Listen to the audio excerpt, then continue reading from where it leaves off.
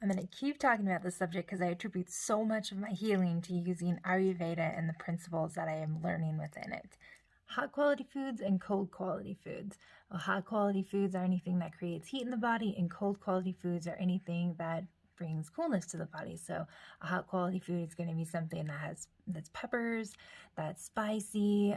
Salt creates heat, sugar creates heat. If you think about if you've ever sucked on a candy for a long time, or if you've eaten a lot of really salty stuff, that your tongue might start to get raw, or your mouth might start to get raw, and that's because that's actually like creating so much heat that is burning away the tissues in your mouth a little bit.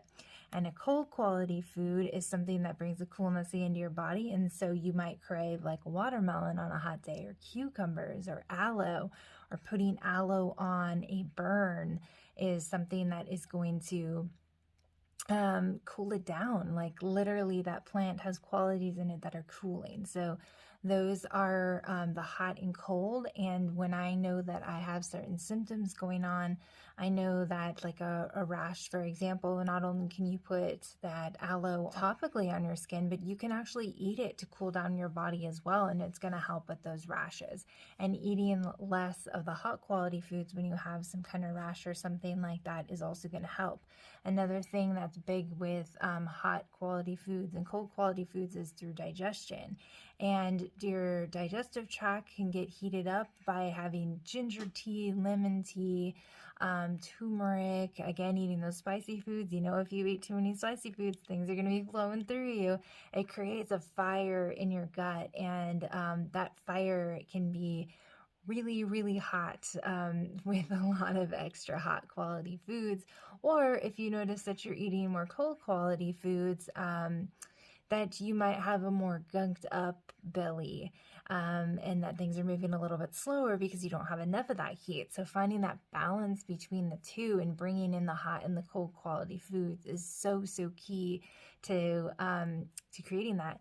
You may also notice, if you're a person that doesn't really like the heat, that if you're eating hot quality foods, you might get a little more aggravated or hot tempered after eating hot foods.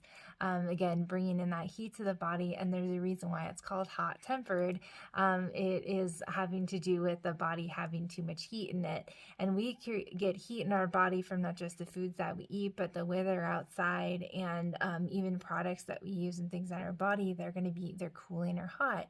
If you think about like lotions and stuff like that, like most lotions are going to have cool quality things in them, these plants like aloe, cucumbers, that are going to help to bring down that heat in the skin to soothe it, and bring in some of that moisture to it. So that's what cool and hot quality is in absolutely everything. There's also dry and moist is another thing that is going to help with, if you look at digestion again, and you're looking at a food that is like a dry cereal, or a dry grain, or something that doesn't have a lot of oil, a cracker, anything that really doesn't have moisture to it or oil to it is going to be a drying quality to our body.